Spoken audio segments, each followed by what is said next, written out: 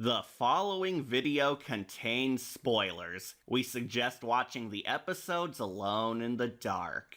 Get your game on, Wolfpack. Catastrophe here, ready to play ball. Entering the end zone is our rival team, the Chillogy, putting in their second game this season. Well, after the huge event Squeal of Fortune, naturally plans were set in motion to make the second chapter even bigger than ever before, as this is where the Chillogy tries to ramp things up with badass action and extreme insanity to hook us on a more epic sequel. Hey!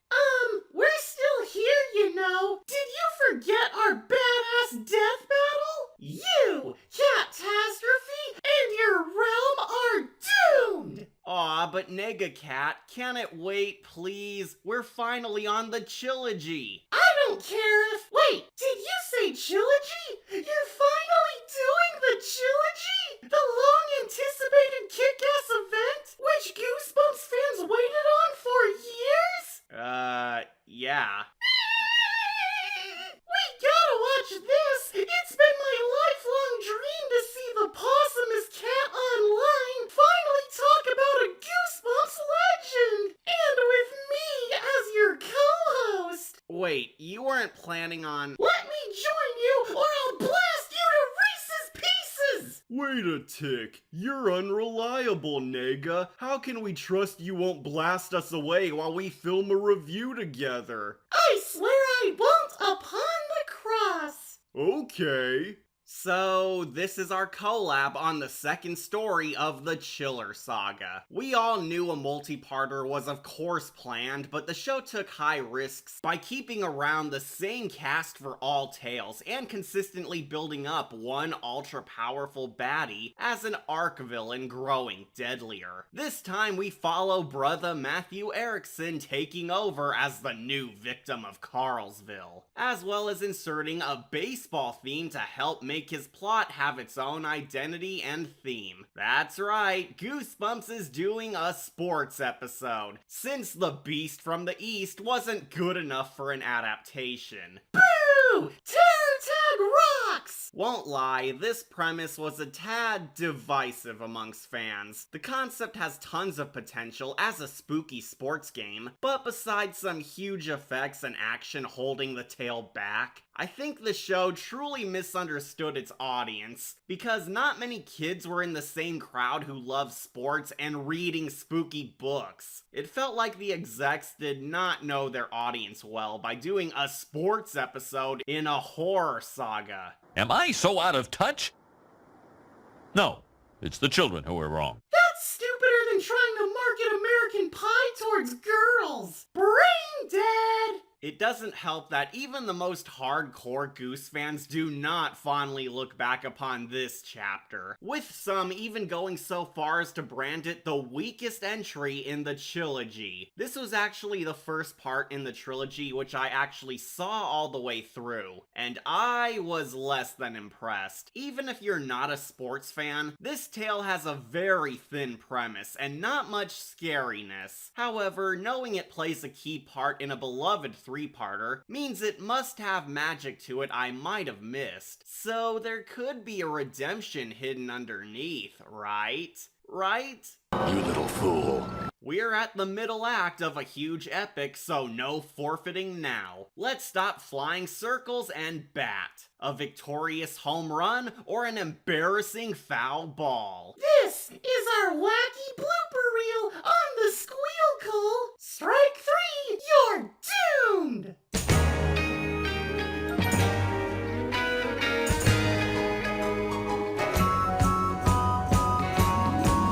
So, our episode opens up with our main man Matt getting ready for his baseball game, as this tale quickly reveals his key trait. Matt seeks to become a baseball star, but he lacks confidence and is low on skill. Regardless, he clutches to obtaining some big dreams. This one has a chance. It's going. It's going. It's gone! The Tigers win the championship! The crowd is going wild! Woo! Yes sirree Bob, the wacky comedy returns in full force. Tragically, this episode completely overdoses on the goofball humor, to the point where it's not even a scary episode whatsoever, but a campy sports movie now.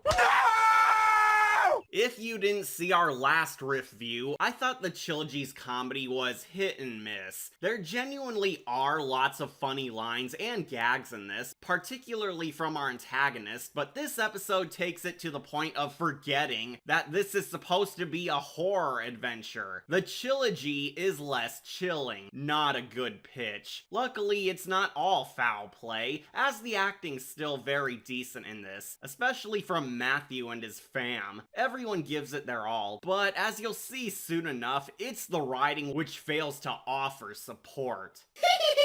Offer support! Sports lingo funny! Dang it, Nega Cat, how are we supposed to progress on our review if you keep popping up screaming like a banshee? Silly kitten! That's not what a banshee sounds like! This is what a banshee sounds like! Matthew definitely has some interesting traits as a character, just like Jessica, but will he get any payoff? We'll see. Sadly, what we do see is that his athlete career ain't so swell, as Matthew's the worst player in all of Little League. Yes, not just the worst on his team, he's so bad even rival players diss him. I know how to play. You just never get to. Heck, even his own coach rejects using him and picks others over him for some reason. Niggers! But the non-racist coach points out that their teams have to use all players, where Tiger Man reluctantly concedes. Do me a favor. Close your eyes. Maybe you'll get lucky. Douche! I hate encouraging children. That's why I became a coach. My kind of guy! On a small trivial note, the umpire is actually played by the TV show's editor, Robert K. Sporgus, given a Stan Lee-style cameo for funsies. Let the kid play. If I do that, we lose. If you don't, you forfeit the game. Play ball. Too bad Matt's not as loved as him, because we see how the kid's super unpopular with all except his pa, as he truly stinks at gaming. Pack up the gear. It's over.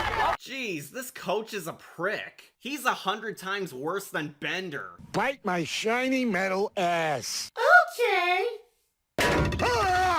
But when finally granted his big swing, his fam's encouragement, and the victory shot, he epic fails and loses. Strike three, batter's out! Dang, we should have rented the mighty Casey. Matt goes home super sad and has lost all hope in ever being a great baller like his hero, Barry Bonds. Take enough roids, you could do anything.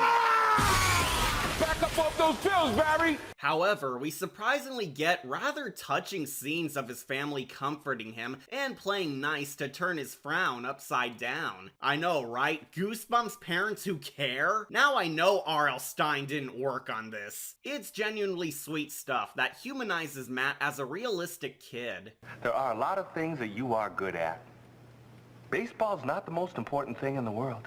Now that's pretty wholesome. It's great seeing actual caring parents trying to help the troubled children of Goosebumps, and raise them right. Unlike some kittens I know. I can't help it! I saw my parents killed before my very eyes! By me! Daddy! Daddy! I got your eyes! His father tries helping him, but Matt remains angsty and kicks back. And not even his Goosebumps collection can cheer him up. He nearly quits until Carlsville calls upon him, ready to play ball. And now, up to bat, Matthew Erickson. Where Matt's beamed down to the MLB arena to star on a death battle, hosted by none other than... Carl! We're about ready to play ball. You ready? Yep. Carl! Is back, and as goofy as ever. But I was just standing in my room, looking at this miniature field. That's why they call it Little League. The mayor seeks to make Matt a star, the MVP of his batting game, promising to help the boy make his dreams come true in exchange for some fun. And Matt unrealistically agrees and accepts all of this with no questions asked. Don't!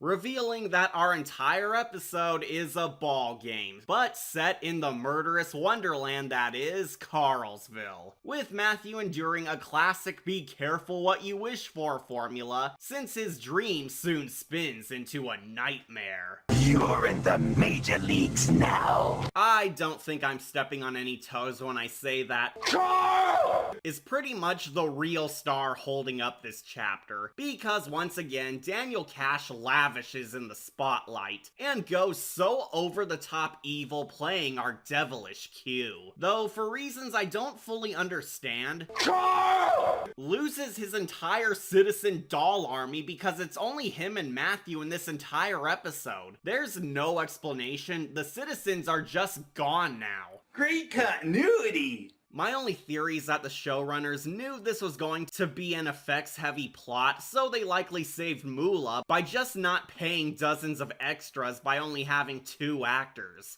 I like money. Sadly, you're about to see how well that investment paid off real soon. This chapter instead relies on showing off all the magic and insanity. It's the Mayor Knave show, because Daniel Cash is in the spotlight, all adventure now, and goes full evil. No longer acting as the conniving trickster in part 1, but instead a total Beetlejuice clone. Daniel Cash hams it up to the max, cracks one-liners, and even uses his magic to play multiple characters. Is everyone. He's the coach, the announcer, the umpire, the rivals, the guest stars, everyone. This episode's 1000% comedic now. We even get the best/worst moment, the Carlsville National Anthem. Oh, that's right. To all of you wolf pups who kept requesting this, enjoy your badass villain's lame-ass Elvis impression. Carlsville, though you may be small, Carlsville, we especially love you. There are fans who tell me this dude is their favorite villain.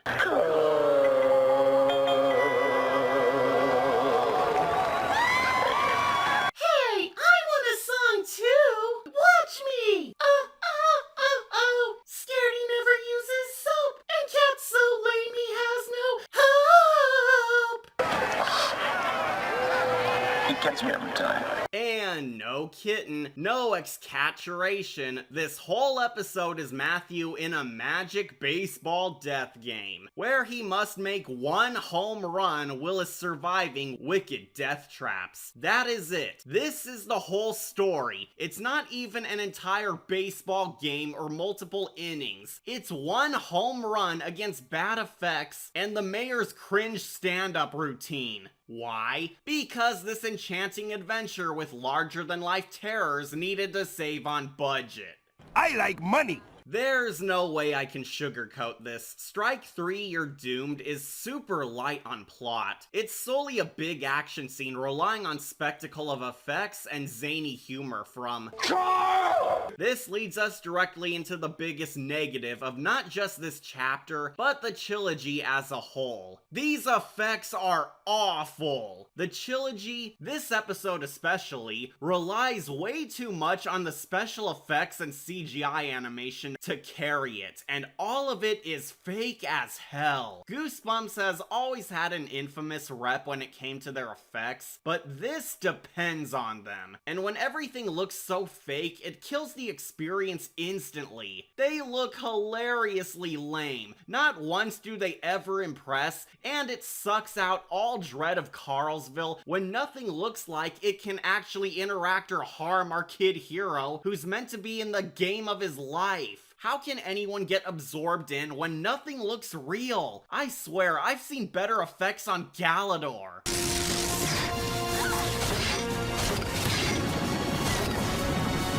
The effects being this bad means it's impossible to watch this without laughing your tail off. Not helping matters is that the comedy's chuckle-worthy at best, but lousy at worst. The showrunners more or less take shortcuts through the writing on this, as they obsessed over the spectacle and antics over a plot. Cause some moments feel rushed or awkward. You're trying to hurt me.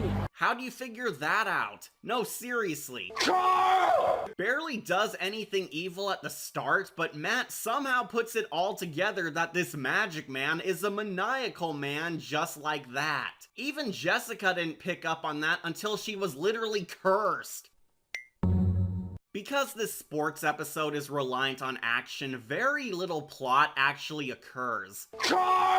Simply trolls our hero, uses his magic to make the game difficulty increase, summons monster players, shifts the field into a labyrinth, hot lava traps, and my personal fave, the shooting gallery trap. Get ready to beat the boy and win a prize! Not only is decently funny, but the tricks that look great are successful because they're practical effects. So seeing Matt up against real monsters in danger are naturally the superior scares. Though I'll also admit, despite it not making any sense where the doll citizens are, I do like the invisible crowd, since it's the sole creepy scene. Hearing people react to the game while nobody's there is such an eerie trick, that it reminds me of that disturbing scene of the Ed Boys as synthetic city folk. Hey, remember, a fan can keep any ball that goes into the stand as a souvenir. Pardon me, have you seen my friend Sarah? Sir? Too many people! I feel so congested! Unfortunately, this is where my small praises end because this episode's so dull and uneventful. Somehow the show makes a death battle ultra unexciting and very flat plot-wise. Because it's an action-driven horror story, it's all a bunch of random scenes of Matt playing the game, while not much character development occurs like it did for Jessica. He's just running for his life 80% of the episode. But it's laughably bad because the effects fail and ruin the action. Look at this lava pit. This is the worst. I never thought it was real even when I was a kitten. How is it that Awesome Ant still holds up when it was released in the same season as this? Money! Eventually, Carl! has his demon spawn trap Matt just out of home base Sandlot style, where after 15 minutes of running, even the ball itself turns into a Langolier and pursues.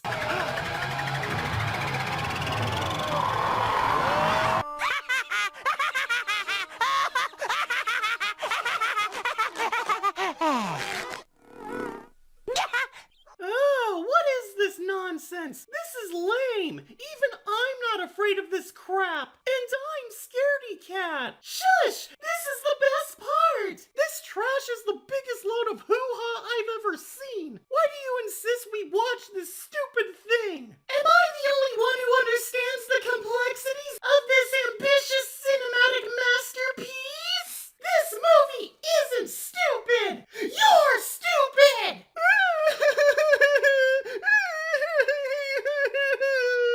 Wow, you were pretty harsh on him. Maybe you ought to see if he's okay. Yeah, I should. But I won't!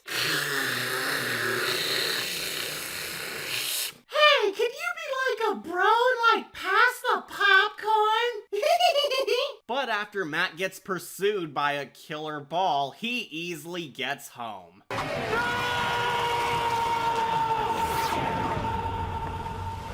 Dang, I knew we should have rented the mighty Casey. But oh no, the Langolier ball chases him, then gives up and leaves. Well, that was pointless. This climax fails. All those obstacles and death traps, and Matt survives without any real threat from Carl? This was easier than beating the mummy. So, he's safe. But next morn, Jessica arrives, now fully redeemed and seeking to make amends with the bros. Only to spot spot Carlsville, confirming that it wasn't a dream, but both the kids did encounter real magic. But before the duo can smash the toy, we get our twist ending. Matt's little bro Todd happens to walk by, where he's magically summoned to Toy Town for a grand prize. You see, the kid enters random magazine sweepstakes for gifts, and won a free trip to Carlsville. What the fuck? Yeah, how the heck did that happen? Did Mayor Nave, mail out several flyers or post rewards on the papers to con real-world people into his magic city? How do you get promotion for a model toy? How does Carl even have that kind of power if he can't leave his magic domain where he gets power from? Can the neighborhood mailman even deliver stuff to and from a toy in a children's room? I can't believe it. You are such a lousy writer.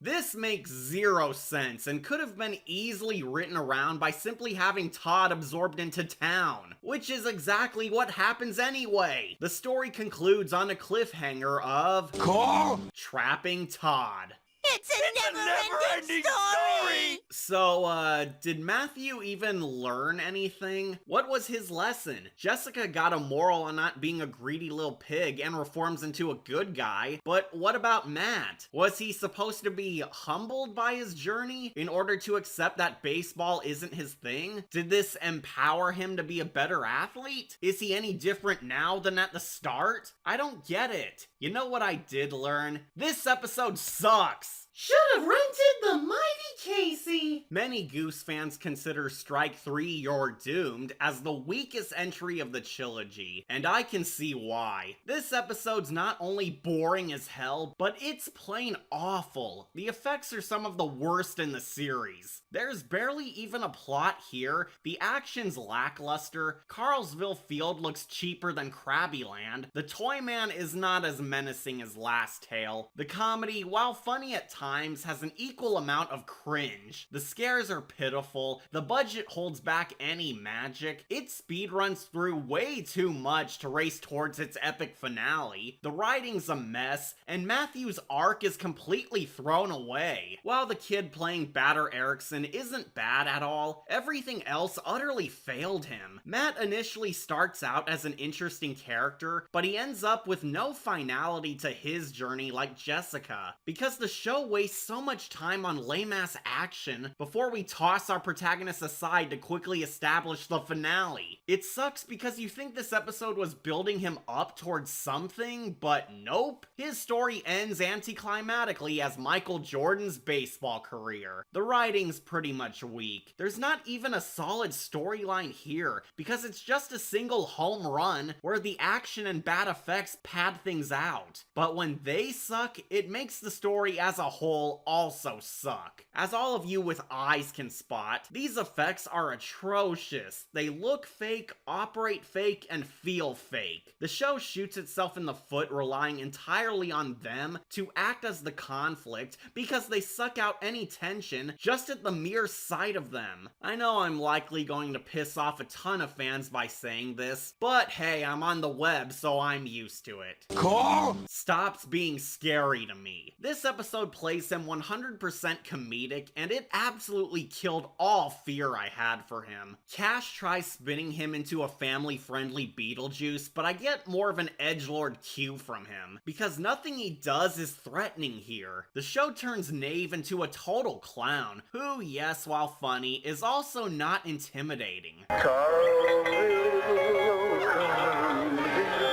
All I can say is I hope the finale turns him around. This chapter admittedly does have some funny zingers and genuine attempts at emotion, but overall the cons reign out its A game. This was not a fun one to sit through because barely anything happens. The writers totally lose whatever plot we're building towards, and the trash CGI makes you wince over fear. I never liked this episode when I was a kitten, and I hate it even more now. I don't think think any adults are gonna like this because of the low quality and lack of drama. And I think kids are going to hate this because it's boring and cringe. I'm shocked this was even a part of the critically acclaimed Chillogy, because it feels like it's not even in the same league. So, I grant this episode a bronze skull. It barely falls to last place on account of some fun from Call? But otherwise, this isn't a super eventful episode. I think you can actually skip it and just enjoy parts 1 and 3, because it's a bad season. Don't recommend. Strike 3, you're doomed, sought to be an action-packed all-star, but the harsh truth is, it struck out.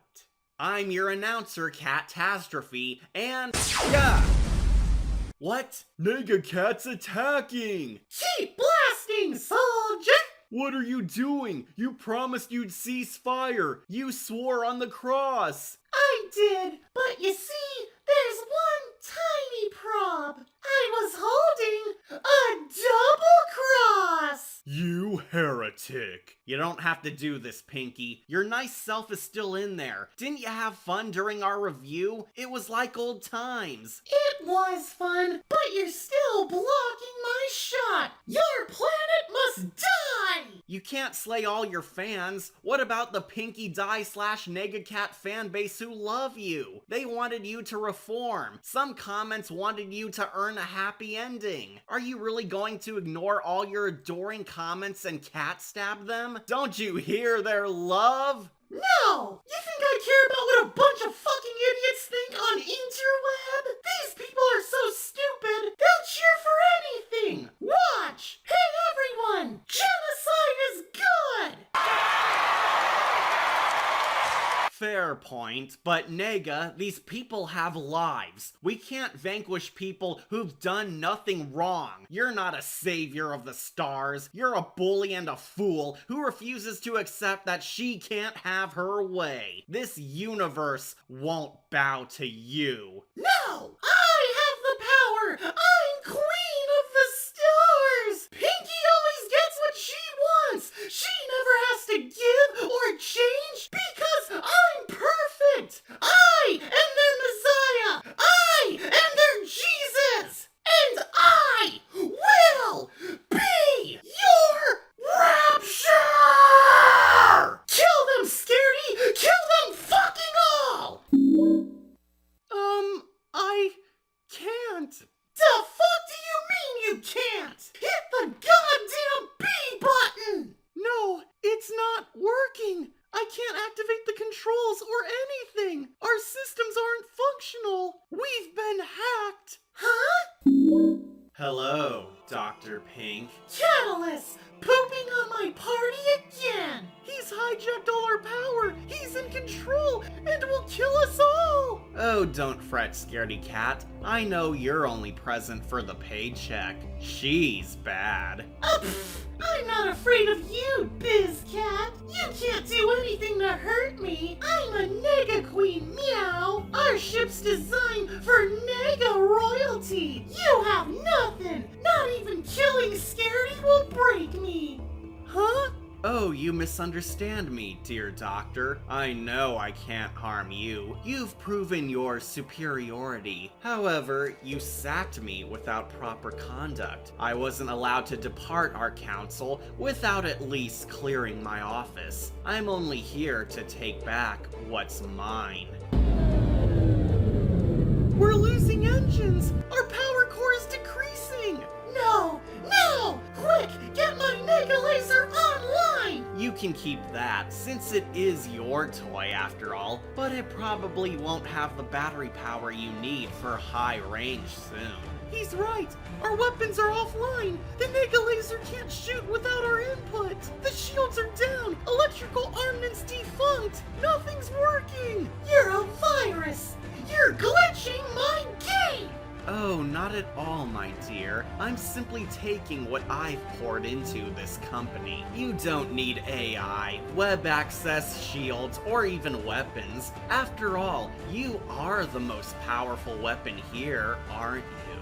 Don't worry though, I shall leave escape pods and life support operational, since I know you organics require that. We've lost 90% of this ship! We're sitting ducks! If this ship goes down, you die with us, genius! I know.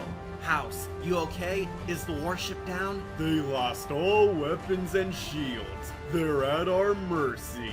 That crazy hollow cat did it. Let's stop wasting time and begin. House, give them their fireworks. You got it, kitty! Yeah! We're hit! Fire. Fire. Fire. Fire. Our ship can't take it! Even with Nega energy, our warbird was not built to take a one-sided beating from a magical house! Keep us afloat! We have to avoid them until my laser charges! We can't even aim it! I'll shoot it myself if I have to! I've got a good eye! My good eye! They're trying to get away, the little scaredy cats. Time to bring the princess down to our servant level. Snipe the bitch out. No prob.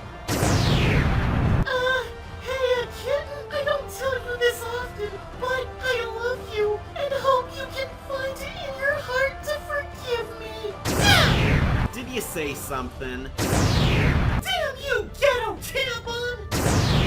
We're going down! The ship's falling right out of the sky! Oof, too bad. I was certain you were a strong, independent woman. Oh well, it was a nice company while it lasted. You won't scare us, Hollow Cat! Scaredy and I will fight to the bitter end! Right, buddy? Are you crazy? I'm getting out of here!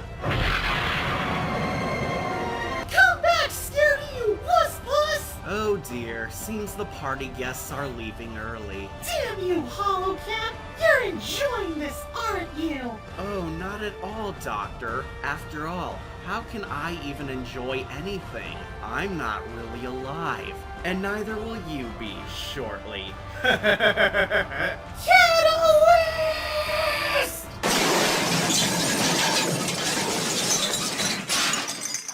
We did it. Nega Cats declawed.